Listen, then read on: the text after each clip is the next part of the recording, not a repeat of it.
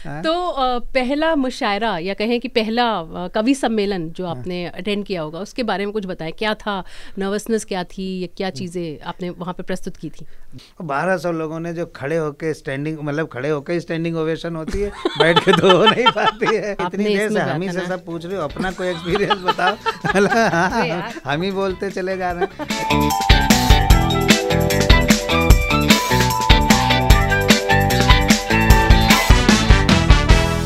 तो भैया आज यूपी से हैं इस पॉडकास्ट में, हमारे आज के मेहमान से जो राशि आपको इंट्रोड्यूस कराए, तो हम कह रहे हैं पहला 250 ग्राम हंस लिया जाए। क्योंकि भाई बड़े ही एक मज़ेदार पर्सनालिटी आज हमारे साथ में है, यूपी से हैं, ये पॉडकास्ट चल रहा है, राशि आपके साथ में है और राशि के साथ में हैं आज हमारे मेहमान स्माइल मैन और Sarvesh Asthana ji. Welcome to Radio City studio. अच्छा, अरे वाह। हमको रेडियो सिटी में दिख तो रहा नहीं है कुछ है? तो इसीलिए मैं स्माइल मैन हूँ कि मैं दिखता नहीं हूँ। आप मुझे वो भी कह सकते हैं, मिस्टर इंडिया टाइप का भी कह सकते हैं। मिस्टर इंडिया टाइप का, राइट। तो सोशल वर्कर रहे हैं आप, एक सीनियर पोएट रहे हैं आप, और लखनऊ में तो जाना माना नाम है ही। सीनियर पोएट रहा हूँ। अरे यार, ये हमारे इंट्रोडक्शन की धज्जियां उड़ा रहे हैं। सीनियर पोएट हैं आप। अच्छा, अब ठीक है, आप माफ किया। तो चलिए पहला ही सवाल ये कि कहते हैं ना, इंजीनियर डॉक्टर तो आप पढ़ करके होते हैं, इस सारे प्रोफेशन में तो आप पढ़ाई करते हैं फिर आते हैं। एक हास्य कवि जब दिमाग में आया कि हमें इसी लाइन में ही जाना है, यही बनना है, तो कौन सी डिग्री ली फिर आपने? मैं इतना सीरियस क्वेश्चन क्यों पूछ रहे हो? थोड़ा हल्का फुल्का क्वेश्चन पूछते हैं। हाँ। ये हास्य कवि कैसे बनता है? कैसे बने? हास्य कवि ऐसे बनता है कि सामने वाले को जब रोता हुआ देखो तो हंसी आती है हमें। तो जब सामने वाला रो रहा होता है तो मुझे हंसी आती है। मुझे लगता है कि इसको रोने नहीं देना, ये कैसे रो रहा है, तो उसको रोने नहीं देना, यानी जो आदमी कुछ कर रहा है मुझे वो करने नहीं देना है। तो इस वजह से मैं रोतों को हंसाने लगता हूँ कि वो अपना जो रो रहा है, यानी जो ही वांट्स टू डू, उसको मैं नहीं करने दूंगा। बस इसीलिए मैं हंसा देता था लोगों को, और अभी भी हंसा देता हूँ। जैसे तुम सीरियस बहुत ही जब आए हैं, पता नहीं तुम अपने पति से लड़ के आई हो या प्रेमी से लड़ के आई हो या पता नहीं क्या करके आई हो, लेकिन हमने तुमको हंसा दिया। देखो ठहाके लग रहे हैं कि नहीं? तो कुछ इसी तरह डिग्री तो होती नहीं है, कविता के लिए कोई डिग्री नहीं होती है। बस आपके अंदर इमोशंस होने चाहिए, राइट, फीलिंग्स होनी चाहिए, और आप आपके मन में क्या चाहते हैं आप दुनिया को लेकर के। अगर आप दुनिया को खुश देखना चाहते हैं तो आप वही एफर्ट करेंगे जिससे दुनिया हंसे, मुस्कुराए। और अगर आप खुद दुखी हैं, दुनिया को दुखी देखना चाहते हैं, तो आप रुदाली करने लगेंगे, पॉलिटिक्स खेलने लगेंगे। पॉलिटिक्स का तो खैर मैं नाम ही नहीं लेता है, क्योंकि पॉलिटिक्स का नाम ही नहीं लेना चाहिए। मैं इस समय भी नहीं ले रहा हूँ पॉलिटिक्स का नाम। मैंने एक बार भी पॉलिटिक्स का नाम लिया नहीं लिया। तो पहला मुशायरा या कहें कि पहला कवि सम्मेलन जो आपने अटेंड किया होगा उसके बारे में कुछ बताएं, क्या था, नर्वसनेस क्या थी या क्या चीज़ें आपने वहाँ पे प्रस्तुत की थी? जो पहली बार रेडियो जॉकी बनने पर तुमको फील हुआ होगा राशि, वही से मुझे होता। तुम पहले अपना बताओ तब हम बताएंगे। हमारे अंदर तो ऐसे जैसे कहते हैं ना, ऊपर ऊपर हंस रहे हैं, एक्साइटेड भी हैं, लेकिन वो मिक्स्ड फीलिंग होती है, क्योंकि अंदर अंदर ऐसे तितलियां उड़ रही हैं कि माइक ऑन होगा, आप बोलना शुरू करेंगे और क्या बोलेंगे आई डोंट नो। मेरे साथ तो बड़ा मजेदार किस्सा हुआ। जो पहला कवि सम्मेलन था लखनऊ में था, मंच सजा हुआ था, हम लोग सारे कवि सामने बैठे हुए थे, और एक अनाउंसर जो है वो सब कवियों को एक एक करके स्टेज पे बुला रहा था। सारे कवियों को बुला लिया, सिर्फ मैं बचा था।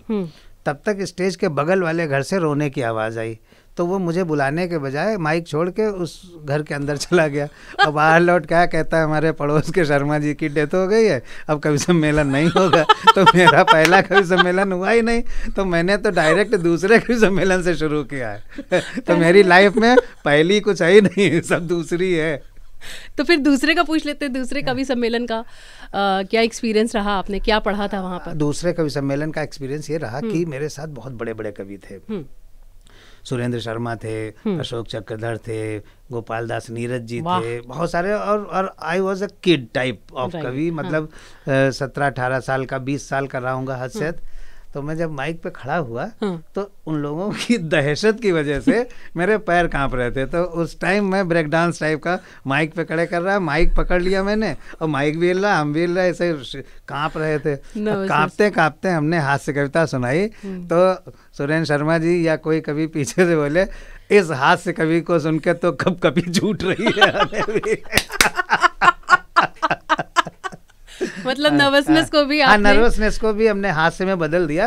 और फिर मैंने बोला भी हंसते हुए कि मुझे बहुत घबराहट हो रही है और मेरे टांगे कांप रही हैं, तो इसलिए आप लोग एक बार ताली बजा दीजिए तो मेरे हिम्मत आ जाए। लोगों ने मुझे मेरी ये एक्टिंग समझी है, लेकिन ये मैं सच में कह रहा था कि ताली बजा दो तो ताकत आ जाए। क्या बात है।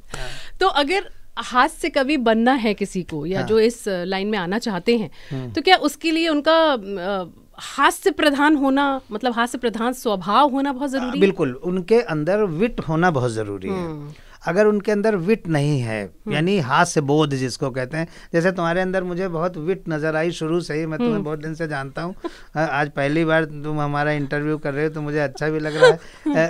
तो जो विट है, जो मुस्कान भीतर हृदय की है, the smile of the heart, वो अगर आपके अंदर है तो आप हास्य कवि बन जाएंगे। अगर आपके अंदर क्राई ऑफ द हार्ट है तो आप जो है वो करुणा के कवि बन जाएंगे।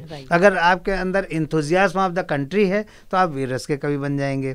तो इस तरह से जो आपके भीतर इनहेरिटेड होता है, वो जब आपके भीतर ऊपर प्रधान बन जाता है तो आप वही कवि बन जाते हैं। और घर परिवार का भी आई एम श्योर कि बहुत फ़र्क आता होगा कि घर में भी सब जैसे कहते हैं ना, आप बैठे हैं फैमिली में, हा हा हू के दौर चल रहे हैं, या फिर शादी ब्याह में जो माहौल हो जाता है, तो वो घरों में जो माहौल है टिपिकल, अरे भाई लाओ फूफा जी लाओ, इनको चाय गर्म नहीं दी तुमने, तो वो अपने आप में एक नेचुरल ह्यूमर क्रिएट होता है। आई थिंक वो भी बहुत हेल्प करता है आपको कंटेंट में। क्या है कि जैसे मैं आपको सुनता हूँ जब आपके उस पे इस पे रेडियो पे आप सुनाई पड़ती हैं, आप तो मुझे मेरी कार तक में सुनाई पड़ती हैं। Oh my God. हाँ, तो जब आप बोलते हो कुछ, तो आप भी तो समाज से जो दुनिया में घट रहा है, जो आप देख रहे हो, उसी से तो लेते हो कि आप अपने आप कुछ क्रिएट कर देते हो, ऐसा तो है नहीं। तो जो दिखेगा वही शब्द बदल के बोला जाएगा, वही भाव बदल के बोला जाएगा, वही सब कुछ होगा। तो ये सारे माहौल बहुत महत्वपूर्ण होते हैं। मेरी एक मज़ेदार किस्सा है। मेरे बड़े भैया की शादी थी, तो हमारे एक जीजा जी बुरा मान गए, और वो ऐसी बात पे बुरा मान गए कि जनवासे में उन्होंने एक से चाय मांगी, वो उनको जानता नहीं था, उसने कहा चाय वो रखी है वहाँ सब ले रहे हैं, आप भी ले लीजिए। तो बुरा मान गए और वहाँ से रूट के चल दिए। तो हम उनको मनाते मनाते हम भी चल दिए, वो माने ही ना। और वो धीरे धीरे, वो नाराज काफ़ी थे, और वो धीरे धीरे ग्रेजुअली जो है उन्होंने अपना गुस्सा कम किया। लगभग 1 किलोमीटर पैदल चलवाने के बाद फिर बोले अच्छा तुम कह रहे हो तो वापस चलता हूँ। तो आप बताओ, ये इस तरह के तो फूफा जीजा होते हैं। इसीलिए फूफा जी की टैगिंग हो गई है। हाँ, तो मैं इसीलिए कभी भी न तो ऐसा फूफा बना, अभी तो खैर मैं फूफा बना ही नहीं हूँ, फूफा बना हूँ मैं ऐसा जीजा भी नहीं बना, मतलब बना दोनों, मैं सॉरी मैं जो बोल गया वो दोनों मिक्स हो गया, फूफा जीजा। मैं ऐसा नहीं हूँ। हमें लगता है मस्त रहो, नखरे नहीं दिखाते हैं, मस्त रहो और अपना सबको देख देख के उनको रीड करो और मुस्कुराते रहो, ये है। तो अगर आपके किसी एक, इतने सारे कवि सम्मेलन आप करते हो, इतने सारे समारोह में जाते हो आप, कोई एक ऐसी अच्छी सी याद आपके जहन में रह गई बहुत गुदगुदाती वाली, कि मतलब आपने वहाँ पे शुरू भी नहीं किया था अपना कार्यक्रम, लेकिन लोग पहले ही किसी बात पे हंस पड़े, या किसी श्रोता से आपको बड़ा अच्छा एक्सपीरियंस हुआ हो? हाँ, मुझे तो बहुत सारे एक्सपीरियंसेस हैं। जैसे मतलब बहुत एक्सपीरियंसेस हैं। एक बार गोरखपुर में कवि सम्मेलन हो रहा था, तो माइक वाला माइक लगा के गया, उसमें 3 माइक लगे हुए थे, उस स्टैंड में 3 माइक एक साथ लगे हुए थे। अब वो हमसे कह के गया, जब जाने लगा माइक ठीक करके, तो हमसे कह रहा है इन्हीं माइक पे बोलिएगा। तो मुझे बड़ा मजा आया। हमने कहा, जब माइक में पहुंचा बोलना शुरू किया, तो हमने कहा ये देखो माइक वाला मुझसे ये बता के गया कि इन्हीं माइक्स पे बोलिएगा।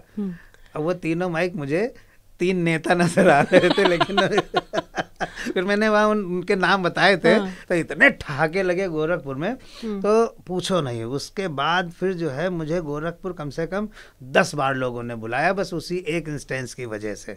तो कभी कभी ये होता है कि आप सोचो कुछ हो कुछ जाता है। मैं अमेरिका में था, शिकागो में कवि सम्मेलन हो रहा था, तो वहाँ पर मुझसे पहले मेरी कविता पहुंची हुई थी, जो मेरा एक जुमला है, भगवान कसम, भगवान कसम मैं झूठ नहीं बोलता हूँ, और जब फलां बैठे हैं तो मुझे झूठ बोलने की क्या जरूरत है, जब फलां बैठे हैं तो मुझे हमने सुना है ना। तो अब ये तो चूंकि आपका मीडियम ऐसा है कि मैं बोल नहीं सकता हूँ, तो ऐसे कहते हैं, तो पहले ही पहुंच गया, भगवान कसम आ गए, भगवान कसम आ गए शिकागो में। और जैसे मैं हॉल में घुसता हूँ तो लगभग 1200 लोग थे शिकागो में, 1200 लोगों ने जो खड़े होके स्टैंडिंग, मतलब खड़े होके स्टैंडिंग ओवेशन होती है, बैठ के तो हो नहीं पाती है, तो जो उन्होंने हमें स्टैंडिंग ओवेशन दी है वो आज तक मेरे जहन में है। क्या बात है, अच्छा क्या लगा बात था, बहुत बढ़िया लगा था। Very nice. ये हर आर्टिस्ट के लिए बहुत खुशनसीबी होती है। पैसा तो हम लोग लेते ही हैं, लेकिन पैसा तो अलग चीज है, लेकिन जो वहां पर अपनापन नहीं, लाइव जो रिस्पांस मिलता है ना, तालियां बज रही और एक बार और बैठने लगे तो बैठने नहीं दिया, फिर बुलाया, तो इन सब चीजों का बहुत अपना एक अलग सुख है। तो आप भी कहते हैं ना एक अच्छा दशक, अरे इतनी देर से हम ही से सब पूछ रहे हो, अपना कोई एक्सपीरियंस बताओ। हम ही बोलते चले जा रहे हैं। जब पहली बार तुम बनी, रेडियो जॉकी बनी, कहीं पे भी बनी, हम जब पैदा हुए थे तभी बन गए थे। पूछिए कैसे हमारे नाम में आया था RJ, राशि जौहरी, तो हम पैदा होते ही हमारा रेडियो जॉकी हो गए थे। तो मैं अपना क्वेश्चन वापस लेता हूँ। तो यानी आप तो पैदाइशी RJ हैं, लेकिन जब आपको थोड़ा प्रमोशन मिला और आपको मैकेनिकल इंस्ट्रूमेंट्स के सामने RJ बनना पड़ा, तब कैसा लगा आपको? तब ये था कि जब हमें याद है फर्स्ट टाइम हम रेडियो पे आए थे, तो ये हम लोग को प्रैक्टिस में बताया गया था कि जब माइक ऑन करना तो मन में बोलना ऑन एयर। अच्छा। तो एक हमारी फ्रेंड थी, जो हमने तो ये गलती नहीं करी, लेकिन एक हमारी फ्रेंड थी, उन्होंने क्या किया, पहले माइक ऑन किया, फिर उन्होंने चिल्लाया ऑन एयर। उसके बाद उन्होंने बातचीत शुरू करी। लेकिन जो फर्स्ट एक्सपीरियंस होता है ना, कहते हैं ना कि पहले प्यार की बातें आपको याद रह जाती हैं, और आप जिस काम को बहुत प्यार करते हो उस काम में अगर आप आ जाते हो प्रोफेशनली, उस काम, मतलब रेडियो का पहला दिन, वो आज तक हमें याद है। हमें लगता नहीं है कितने टाइम हुआ है, क्योंकि माइक ऑन करके कुछ बोलना। ये बताओ, पहला प्यार तुम्हारा रेडियो है कि कोई और भी? ये आउट ऑफ सिलेबस क्यों क्वेश्चन पूछ रहे हैं यार, कट करो यार, कट करो। बातें इसके अलावा भी हैं, क्वेश्चंस और भी हैं, तो नहीं तो हमसे पूछ सकते हो, हम तो बता देंगे। हम तुम्हारी से डरपोक थोड़ी हैं। ब्रेक ले रहे हैं बाबा। तो सवाल और भी रहेंगे, बातें और भी रहेंगी। मिलते हैं अगले एपिसोड में इन यूपी से है।